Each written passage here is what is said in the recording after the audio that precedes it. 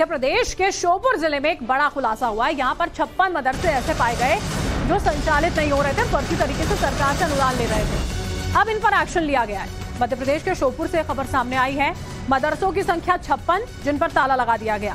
श्योपुर में 56 ऐसे मदरसे थे जिनको मान्यता जो दी गई थी उसे रद्द किया गया। जिला शिक्षा अधिकारी की रिपोर्ट के बाद कार्रवाई की जाती है। मदरसा बोर्ड ने 56 मदरसों की मान्यता को रद्द कर दिया है। जिला शिक्षा अधिकारी रविंद्र सिंह तोमर की जांच रिपोर्ट पर एक कार्रवाई हुई और इस कार्रवाई से कागजों में मदरसे संचालित करने वालों में हड़कंप मचा है। बताया गया है कि श्योपुर में कुल 80 मदरसे थे, जिनमें से 56 मदरसे ऐसे थे जो मौके पर संचालित ही नहीं थे। 54 तो शासन से बाकायदा अनुदान भी यहाँ पर ले रहे थे। इस पर गंभीरता से संज्ञान लेते हुए मध्य प्रदेश मदरसा बोर्ड ने इन सभी मदरसों की मान्यता को रद्द कर दिया है।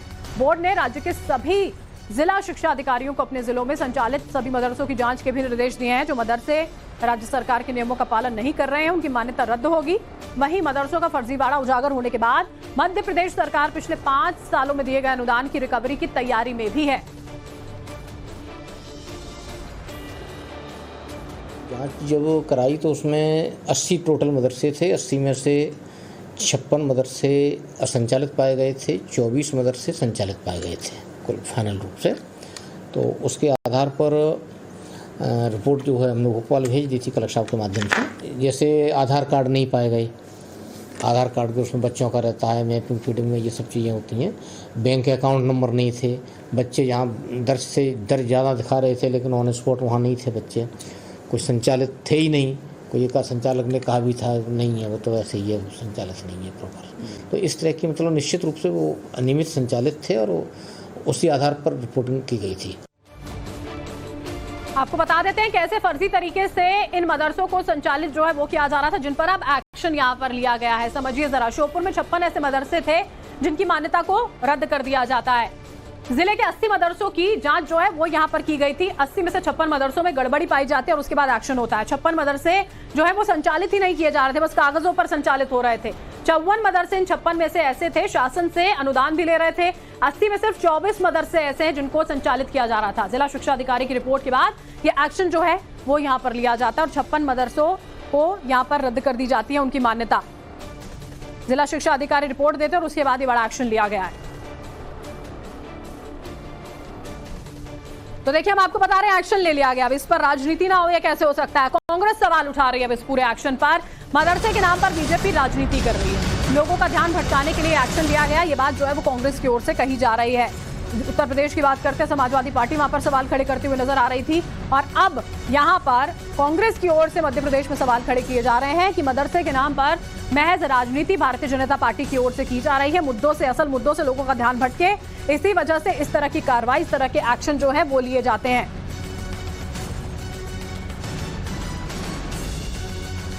हम लोग हर बिंदु पर जांच करा रहे हैं और जो विसंगतियां हैं, किन किन विसंगतियों में किन किन चीज़ों जो वायलेशन ऑफ रूल्स हैं वो कहाँ कहाँ पर उन्होंने वायलेशन किया है उन नियमों का, उनको हम पूरा चिन्हित कर रहे हैं। और कोई भी हो, अगर वित्तीय अनियमितता हुई है तो उसकी वसूली का भी हम काम करेंगे और आवश्यकता होगी तो कार्रवाई भी करेंगे।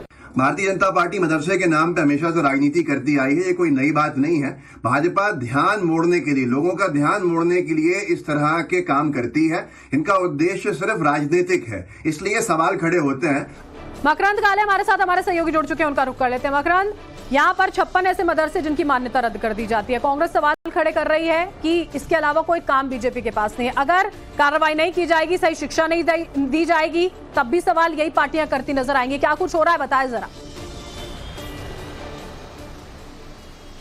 देखिए, मदरसे अवैध तरीके से संचालित हो रहे हैं, इसमें कोई दो राय नहीं, क्योंकि सरकारी जांच में ये तथ्य सामने आए हैं। और केवल एक जिला नहीं है बल्कि लगभग सभी जिले ऐसे हैं जहां पर अवैध मदरसे संचालित हो रहे हैं और ये बात वक्त वक्त पर जब जांच होती है तब सामने भी आती है।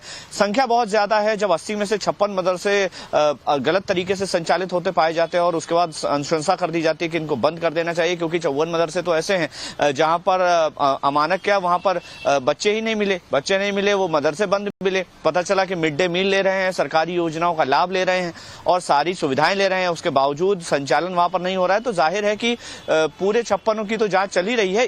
इसमें जरूर ऐसे बहुत सारे मदरसे हैं जो केवल कागजों पर हैं और उनकी कोई वहां पर जहां पर वो संचालित होने वाला बताया गया था वहां पर वो संचालित नहीं हो रहे थे। तो जाहिर है कि अनुदान लेने का एक पैसा वसूलने का एक तरीका है, क्योंकि जब जांच हुई और मदरसा संचालकों ने कहा कि हम मदरसा बंद करने के लिए पहले ही लेटर दे चुके, तो उन्होंने कहा कि आपके रजिस्टर पे जो बच्चे हैं वो बच्चे कहाँ गए? आपने मदरसा बंद करने की अनुशंसा तो कर दी, लेकिन बच्चे कहाँ चले गए? तो जाहिर है कि पूरे के पूरे फर्जी तरीके से मदरसे संचालित हो रहे थे। इसको लेकर के जिला शिक्षा अधिकारी ने अपनी रिपोर्ट भोपाल भेज दी है और इनको बंद करने की अनुशंसा भी कर दी है, कार्रवाई शुरू हो चुकी है। अब इस पूरे मामले में सवाल ही खड़ा होता है कि राजनीति क्यों रही है? राजनीति, कांग्रेस इस बात को लेकर आरोप लगा रही है कि मुद्दे भटकाने की कोशिश है। इसको लेकर के कोई भी आरोप नहीं लगाया जा रहा कि दरअसल ऑन पेपर केवल मदरसा संचालित कैसे हो रहा था, क्या कोई अनैतिक गतिविधि वहां पर हो रही थी? इसको लेकर के क्या कोई गारंटी ले सकता है कि ऑन पेपर मदरसा दिखाकर उस पैसे का कहां इस्तेमाल किया जा रहा था, कि उस फंड का कहां इस्तेमाल किया जा रहा था? तो ये सारे जांच के बिंदु हैं और जांच जैसे जैसे आगे बढ़ेगी इसको लेकर के नए खुलासे भी हो सकते हैं। अभी फिलहाल मदरसों को बंद करने की अनुशंसा कर दी गई है और जाहिर है कि रिकवरी जब होगी तब ये पता चलेगा कि अनुदान का पैसा और जो बाकी सुविधाएं दी जा रही थी उसका इस्तेमाल कैसे और कहां पर किया जा रहा था।